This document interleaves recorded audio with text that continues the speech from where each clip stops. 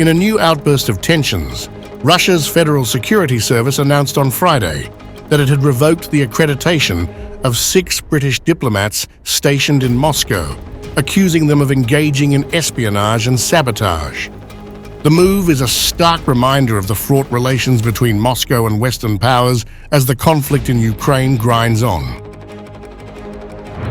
According to the FSB, these actions were taken based on documents provided by the Federal Security Service of Russia that indicated British diplomatic staff had overstepped their duties and engaged in activities threatening Russia's security.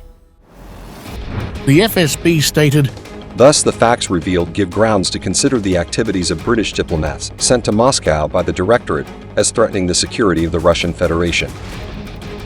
The statement further accused the British Foreign Office of coordinating efforts to escalate the political and military situation in the region, with the ultimate goal of ensuring Russia's strategic defeat in its ongoing war against Ukraine. The expelled diplomats, all members of the political department of the British Embassy in Moscow, were publicly named by Russian state television. An FSB employee said, "The English did not take our hints about the need to stop this practice, so we decided to expel these 6 to begin with." The UK's Foreign Office released a statement calling the accusations made by Russia's FSB security service against its staff as completely baseless. British diplomats have been increasingly targeted by Russian authorities, with Moscow accusing London of direct involvement in efforts to undermine the Kremlin's military campaign in Ukraine. The FSB made it clear that this may only be the beginning of a broader crackdown on Western diplomatic presence in Moscow. FSB warned that Russia will ask other British diplomats to go home early if they are found to be engaged in similar activity,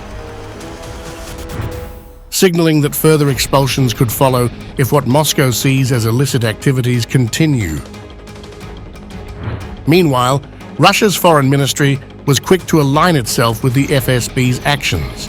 Ministry spokeswoman Maria Zakharova, quoted by the state-run TASS news agency, accused British diplomats of operating well beyond the boundaries of traditional diplomatic work, alleging that they had engaged in deliberate efforts to harm Russia and its citizens. Zakharova remarked, "The activities of the British Embassy in Moscow have gone well beyond diplomatic convention." This latest diplomatic salvo comes at a time of intensifying international discussions about the war in Ukraine and how the West should respond to Russia's aggression. On the very day the expulsions were announced, UK Prime Minister Keir Starmer, en route to Washington for high-level talks with US President Joe Biden, doubled down on his country's support for Ukraine's right to self-defense. Starmer told reporters on his flight to the United States, "Russia started this conflict. Russia illegally invaded Ukraine. Russia can end this conflict straight away." His comments come as part of a broader conversation within NATO about providing Ukraine with increasingly sophisticated weaponry, including long-range missiles that can reach targets deep inside Russia. Only a day before Starmer's remarks, it was reported that the US and UK had quietly approved the use of Storm Shadow missiles by Ukraine, a significant development in Kyiv's ability to strike back against Russian forces. According to The Guardian, this decision, which allows Ukraine to target military infrastructure inside Russia, was made behind closed doors. This marks a potential turning point in the West's involvement in the conflict, further blurring the lines between direct support for Ukraine and active participation in its military efforts. Unsurprisingly, this decision drew a sharp rebuke from Moscow. President Vladimir Putin warned that allowing Ukraine to use long-range Western missiles on Russian territory would constitute direct participation of NATO countries in the conflict. He warned that Russia would adjust its military strategy accordingly. If this decision is made, It will mean nothing less than the direct participation of NATO countries, the United States, and European countries in the war in Ukraine. This is their direct participation, and this, of course, significantly changes the very essence, the very nature of the conflict. This will mean that NATO countries, the United States, and European countries are fighting against Russia. And if this is so, then, bearing in mind the change in the very essence of this conflict, we will make appropriate decisions based on the threats that will be created for us.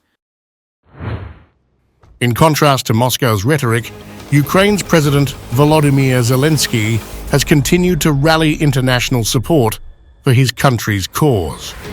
In a meeting with leaders of the Baltic states in Kyiv, Zelenskyy expressed gratitude for their ongoing support, particularly in the realm of military and technical assistance. Zelenskyy wrote on social media after his meeting with President Karas, "We appreciate Estonia's decision to allocate 0.25% of GDP to Ukraine's defense needs every year." At the same time, Zelenskyy has acknowledged the complexity of the war and the uncomfortable questions it raises for the international community. Speaking at the 4th First Ladies and Gentlemen Summit in Kyiv, Zelenskyy urged the world to reflect on the broader implications of the conflict. And this question needs honest answers. It requires that everyone be honest, first of all, with themselves.